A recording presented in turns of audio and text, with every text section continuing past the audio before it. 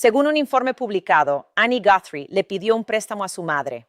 Nancy dijo que no. Una hija, una solicitud de préstamo, una negativa y 8 días después, 8 semanas después, no se ha confirmado el momento exacto, Nancy Guthrie desapareció de su casa de $1 millón en las estribaciones de Catalina. Se la llevaron en medio de la noche a alguien que había estudiado esa casa, esa rutina, a esa mujer con un nivel de paciencia y precisión que no ocurre sin motivo. 3 meses. Este canal ha pasado 3 meses mostrándoles el cómo, la vigilancia durante 3 fines de semana, la puerta que no se abre desde afuera, las cámaras que se apagaron, la figura enmascarada a la 1:47 de la mañana, la señal del marcapasos que se cortó a las 2:28, música y nunca regresó. Cada episodio respondió una capa de la operación, pero la operación música en sí misma nunca fue la pregunta más difícil. La pregunta más difícil siempre fue el por qué. ¿Por qué Nancy? Música. ¿Por qué esa casa? ¿Por qué ese nivel de planificación contra una mujer de 80 y tantos años mientras dormía? Esta semana esa pregunta obtuvo una respuesta financiera y comienza con un préstamo que su hija solicitó y la palabra que Nancy dijo en respuesta. Permítanme construir el panorama financiero desde cero. No especulaciones, detalles documentados, registros de propiedad, instrumentos legales, cronogramas forenses, alineados en el orden en que realmente sucedieron. Porque cuando los ves reunidos como una sola secuencia, dejan de parecer coincidencia. La casa de Nancy en las estribaciones de Catalina tiene un valor registrado públicamente de aproximadamente $1 millón. Se encuentra en uno de los corredores más deseables del área de Tucson. Ella había vivido allí durante décadas. A 4 millas de distancia, Annie y Tommaso Chion poseen una propiedad valorada en aproximadamente $650,000. Una diferencia de $350,000 entre la casa de la madre y la casa de la hija que vivía más cerca de ella. Por sí sola, esa diferencia no significa nada. Pero cuando una hija supuestamente le pide un préstamo a su madre y la madre posee un activo de $1 millón, esa diferencia deja de ser solo un número. Se convierte en contexto. En mayo de 2025, 8 meses antes de la desaparición de Nancy, Tommaso firmó un poder notarial duradero, nombrando a Annie como su agente en asuntos financieros y patrimoniales. Profesionales legales que revisaron el documento públicamente señalaron que es estándar, el tipo de instrumento que se firma durante una refinanciación hipotecaria o una transacción inmobiliaria. Esa afirmación no ha sido confirmada públicamente por la familia, ni tampoco negada. Lo que no se puede ignorar es la cronología. Mayo de 2025 se otorga el poder notarial. En algún momento antes del 31 de enero, Annie supuestamente le pide un préstamo a Nancy. Nancy se niega. El 31 de enero, Nancy cena en casa de Annie y Tommaso. Tommaso la lleva de regreso. El 1 de febrero desaparece. Se puede analizar cualquier elemento de esa secuencia y encontrar una explicación inocente. El poder notarial es rutinario. La cena era familiar. El viaje de regreso a casa fue una cortesía. Pero una secuencia tiene una dirección, y esta apunta en una sola dirección, la financiera. Ahora, la noche en sí, porque aquí es donde la cronología y el motivo se encuentran. A las 5:32 de la tarde del 31 de enero, Nancy solicitó un Uber desde su domicilio.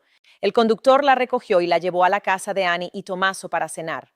Ese viaje está completamente documentado. Marcas de tiempo, imágenes del interior del vehículo, un conductor que cooperó completamente con los investigadores federales. Todo sobre el viaje a casa de Annie está registrado. El viaje de regreso no. Nancy no tomó un Uber de vuelta. Tommaso estaba al volante. Él decidió cuándo se fueron. Él eligió la ruta. Él determinó el momento en que Nancy entró por su propia puerta. Su relato de que la acompañó, vio cómo se cerraba el garaje tras ella y se fue es completamente único. Ninguna cámara grabó la llegada. Ningún vecino lo presenció. Ninguna aplicación generó una marca de tiempo. Piensen en lo que eso significa si la denegación del préstamo es real. La última persona que llevó a Nancy a casa esa noche fue el esposo de la hija a la que había rechazado recientemente. Y desde el momento en que se cerró la puerta del garaje, durante 14 horas y 13 minutos, ni una llamada, ni un mensaje de texto, ni un viaje de 6 kilómetros para ver cómo estaba una mujer de 84 años con un marcapasos. Ni una alarma, ni cámaras activas, ni audífonos que se sacaron antes de medianoche. 14 horas sin personas que supieran exactamente cómo eran sus noches. Ese silencio no fue casual, y si el rechazo del préstamo ocurrió días antes de esa cena, el silencio deja de parecer olvido. Empieza a aparecer distancia, del tipo deliberado. Esto es lo que ese silencio hizo posible. Toda la protección que Nancy necesitaba era asequible. Una suscripción a una cámara, $15 al mes, un colgante de alerta médica, menos de $1 al día. Una cuidadora nocturna en Tucson, unos cientos de dólares a la semana. Precauciones básicas, del tipo que las familias ponen en marcha con una sola llamada cuando un padre envejece solo en una casa grande. Los recursos económicos existían en esta familia sin lugar a dudas. Nada de esto fue planeado. Nancy se quedó en una casa de $1 millón sin vigilancia, sin alarma, sin cuidador y sin forma de pedir ayuda una vez que se le quitaron los audífonos. Si Annie se encontraba en una situación en la que necesitaba pedirle un préstamo a su madre y ésta se lo negó, entonces la ausencia de esas protecciones adquiere un peso diferente. Deja de ser un descuido.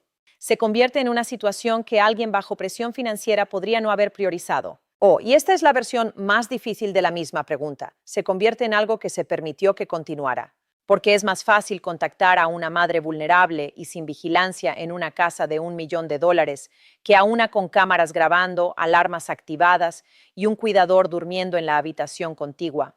Esto no es una acusación. Es la lógica precisa que aplican los investigadores cuando se encuentran con esta combinación de factores. Y es la lógica a la que la evidencia en este caso regresa una y otra vez. Ahora, la llamada al 911. Porque aquí es donde la investigación revela más por lo que oculta que por lo que ha revelado. La familia llegó a la residencia de Nancy a las 11:56 de la mañana del 1 de febrero. La llamada al 911 se realizó a las 2:03. 7 minutos transcurrieron entre llegar a la casa de una mujer de 84 años desaparecida, una casa donde se veía sangre en los escalones de la entrada, en un lugar difícil de pasar por alto, y contestar el teléfono. Lo que sucedió en esos 7 minutos nunca se ha explicado. Y la grabación de lo que Annie dijo cuando finalmente hizo la llamada nunca se ha publicado. En Arizona, las grabaciones del 911 son registros públicos. En casos de personas desaparecidas de alto perfil, suelen salir a la luz en cuestión de días. 3 meses después de iniciada esta investigación, nada. El detective retirado Bob Gilliam abordó este tema directamente en una entrevista grabada. Afirmó que la llamada probablemente contiene información de la investigación que las autoridades no quieren que el público conozca todavía. Sugirió que podría no salir a la luz hasta que se fije una fecha para el juicio. Un juicio. Esa palabra tiene peso. Implica que se están preparando cargos. Implica que el silencio de los canales oficiales no es un estancamiento. Es preparación. Y la llamada al 911 se está conservando porque lo que Annie dijo en esos primeros momentos, lo que describió, lo que dijo voluntariamente antes de que se lo preguntaran, cómo sonaba su voz, puede ser una de las piezas de evidencia más significativas en este caso. Casos como este se enfrían no porque la evidencia desaparezca, sino porque nadie se niega a dejar de buscar. En eso se basa este canal. Si eso te importa, suscríbete y activa las notificaciones para no perderte el próximo desarrollo. Porque lo que está en ese laboratorio ahora mismo está a punto de cambiar este caso. El ADN recuperado dentro de la casa de Nancy ya ha arrojado un resultado de la base de datos federal. Negativo. Quienquiera que haya dejado material biológico en esa casa no tiene antecedentes penales. Sin arrestos, sin condenas. Un perfil limpio. El tipo de persona cuyo nombre no haría sonar ninguna alarma. Alguien que asiste a cenas familiares. Alguien que lleva a mujeres mayores a casa por la noche. Alguien cuya vida desde afuera parece completamente normal.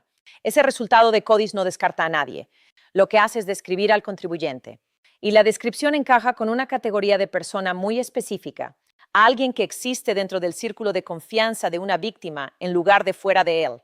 El ADN actualmente está siendo sometido a más análisis.